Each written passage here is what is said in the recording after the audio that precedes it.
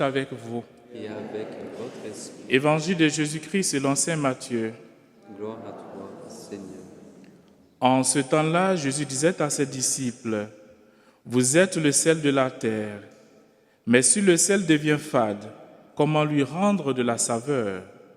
Il ne vaut plus rien, on le jette dehors et il est piétiné par les gens. Vous êtes la lumière du monde.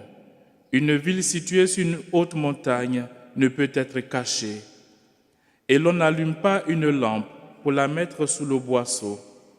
On la met sur le lampadaire et elle brille pour tous ceux qui sont dans la maison. De même, que votre lumière brille devant les hommes. Alors, voyant ce que vous faites de bien, ils rendront gloire à votre Père qui est aux cieux. » Acclamons la parole de Dieu.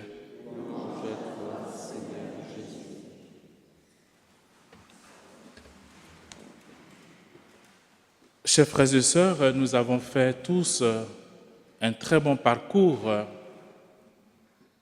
depuis le temps de Carême. Nous avons vécu un bon temps de Carême avec tout ce que nous connaissons comme difficulté et aussi comme joie d'avoir réussi à vivre un bon temps de Carême. Et après le temps de Carême est arrivé le temps pascal avec ses joies, avec ses célébrations. Et nous sommes heureux d'avoir pu véritablement vivre au sein de nos différentes communautés, et spécialement ici au Sanctuaire Notre-Dame du Lot, de très belles célébrations. Et la clôture de ce temps pascal, c'était tout récemment la fête de la Pentecôte, où l'Église tout entière, avec tous les chrétiens, avec la Vierge Marie, nous avons pu accueillir les dons de l'Esprit Saint. Et aujourd'hui, dans cette part d'évangile que nous venons d'écouter, nous sommes dans le temps ordinaire. Mais n'oublions pas que dans ce qui est ordinaire, il y a quelque chose d'extraordinaire qui se passe. Parce que notre Dieu, bien vrai qu'il soit extraordinaire parce qu'il est Dieu, il est aussi ordinaire par sa simplicité.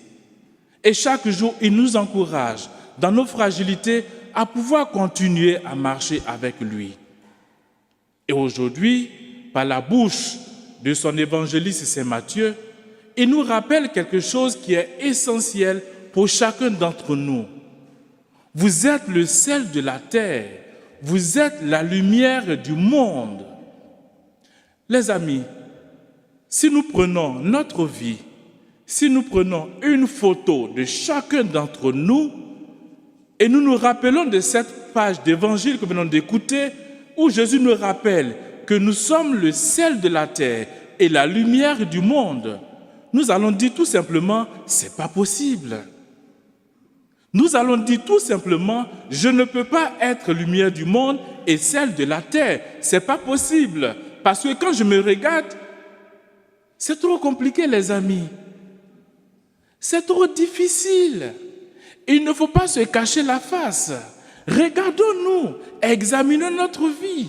Et pourtant, Jésus nous dit que nous sommes le sel de la terre et la lumière du monde. Est-ce que vous croyez en ça? Répondez-moi sincèrement. Regardez votre vie. Regardons notre vie. Passons au scanner notre vie, la vie de chacun d'entre nous. Et répondons si véritablement nous pouvons être sel de la terre et lumière du monde. Je vous écoute. Ah, il y a un non. Qui dit mieux? Il y a un oui quelque part? Oui, Jésus l'a dit, mais est-ce que toi tu es d'accord avec lui?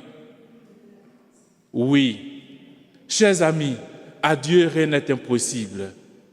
À vue d'homme, on peut dire non, je ne peux pas. Je ne peux pas être sel de la terre parce que je me connais. Je ne peux pas être lumière du monde parce que je me connais.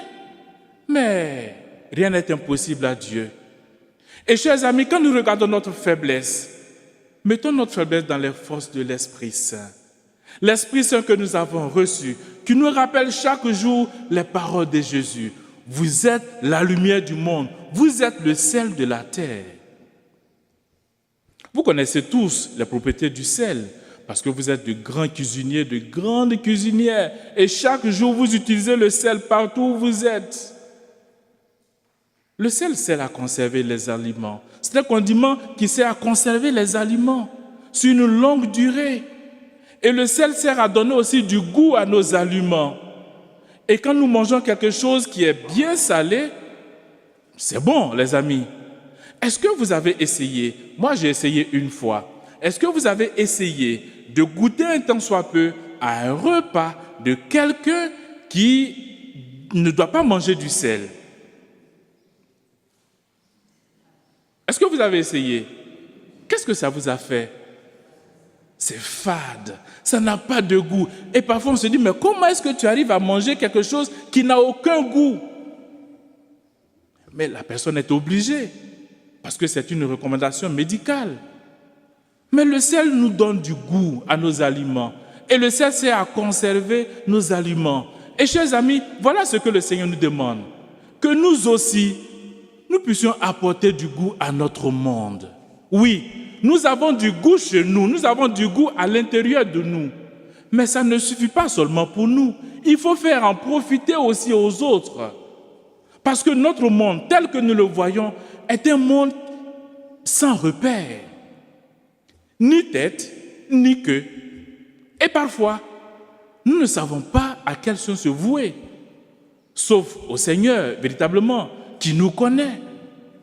Eh bien, chers amis, en étant sel de la terre, le Seigneur nous envoie à pouvoir apporter un peu de goût à notre humanité, à tous ceux qui sont désespérés et qui ne pensent plus peut-être à la vie, mais peut-être à la mort, et qui disent, devant la souffrance, devant la difficulté, qu'est-ce que je dois faire? La vie n'a plus de sens.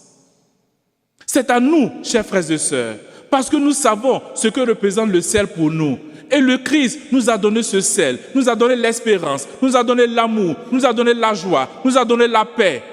Et il dit maintenant, c'est à vous d'apporter cela aux autres qui sont sans espérance, qui vivent dans le désespoir.